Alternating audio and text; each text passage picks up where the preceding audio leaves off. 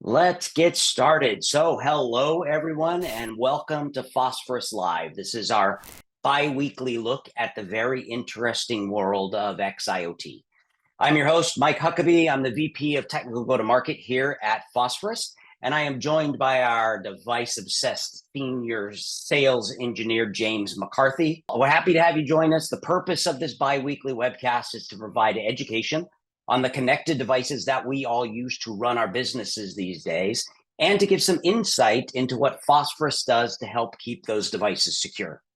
So we all know everything gets older. Everything grows, everything gets older, and devices that we work with always are getting aged every single day. And inherently, that means they're getting less secure over time. And as individuals that are working with devices in a specific environment in your company, a lot of times we have a siloed focus. I'm a manufacturer and I have a bunch of PLCs that I'm responsible for and that I have to work with. I need to make sure that those are secure. I need to make sure that they're up to date. And by the way, they're aging and degrading. So I need to have tabs on whether that thing is still going to perform its job going forward into the future. So that's you. But then somebody else in your company is doing this. I think about environmental sensors. This is what I do. I have to make sure those are secure. I need to make sure that I understand their life cycle and make sure that if I need to replace them, if they get too old, the whole idea, another single silo. But the reality is your business is like this. Your business has all of these different devices that are purpose-built to make sure that your business runs the way you need it to. We're not thinking of all of these together. Too often, we're only thinking in silos. And so we're not building the power of being able to make things secure at scale. We need to be able to stop what we're thinking, get together as the individual owners of those and say, as a team together, where are we going to go? We're going to be secure. We're going to be mature in the way that we do it. At the beginning, where we need to start is just knowing what we have. Two unique problems that are exacerbated by as we grow in this world of xIoT. New devices are coming in every day, and we don't always know when they get installed. And from there, I need to be able, once I know what I have, that should allow me to make good decisions within a business about how I need to take care of those things. My next step as I grow as an organization is to start saying, well, how do I operationalize it? How does it fit into my overall security ecosystem? Then my next step to go through is, how do I actually manage devices day in and day out? And can I do that at a large scale? This is basic blocking and tackling of securing devices. Are they up to date? Do they have the right settings that I expect? Can I mandate the policy, follow the policy, and audit the policy? Now I can start saying, where am I finding anomalies in the system?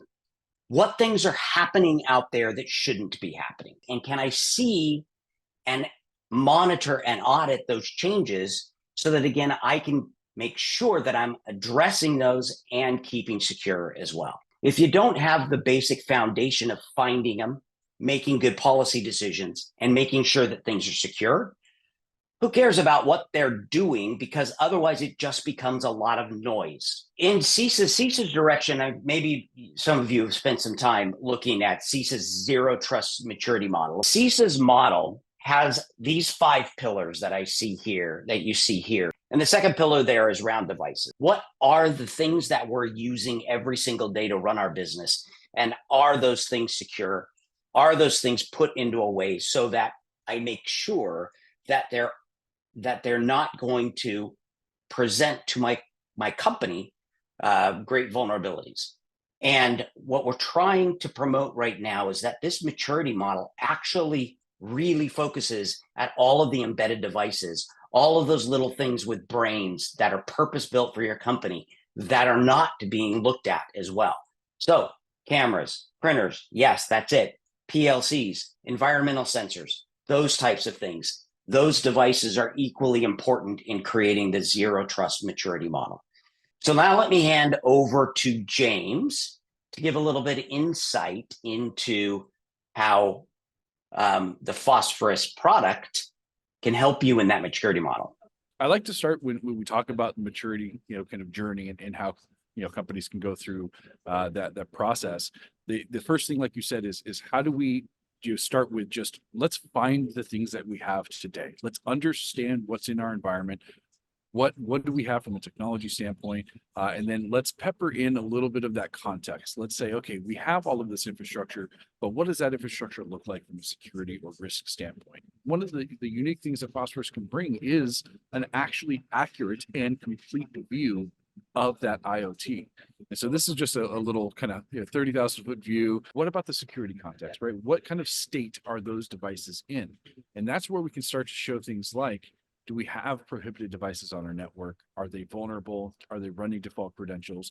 And we can start to dive into that here in the actual device screen. And so when we look here at this is an Axis camera, ubiquitous. We see them everywhere in our customer base. When we look at the details for this camera, we can actually start to really understand what the context behind this device is sitting on the network. Meaning, is it running default credentials, right? Has the password been reset recently? Or is the firmware out of date, right? How out of date is that firmware? And then we can actually go in here and see even more detail around this device, like FTP. Well, now we know we have all of these problems. What do we do about that, right? What's that next step? What's the next thing, which is how do we reduce that risk? How do we actually start to impact the network in a positive way? Okay, let's look at all of the access cameras that we have, and let's go in here, select them all. And I can go in here in one click. I can go in and actually install firmware. And what we can do is imagine this is 10, 12, 15,000 cameras. We can select a kind of gold standard of what firmware version should be running on these devices. And with just a few clicks of the button, I can schedule this out, have it run on Friday night. And when I come in on Monday morning, all of our infrastructure from a security camera standpoint is up to date. And the same thing is true for doing credential rotations. But the idea is as you get more mature in managing this infrastructure in this life cycle, more and more teams that are kind of disjointed internally have to access those and have to have some sort of way to interact with these devices.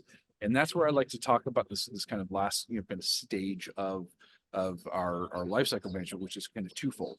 One is let's get in here and let's granularly and kind of dynamically assign access to these devices based on what the role is or what that person's intent is, right? And then the last thing I like to show is the concept of being able to actually connect to these devices and do something meaningful with it. We can actually, through what we call our secure remote access, is we can allow organizations to now provide access to these devices directly, but through our actual platform here. So they'd be able to, you click show device password and you click login, and that'll take you to a session that's controlled by Phosphorus.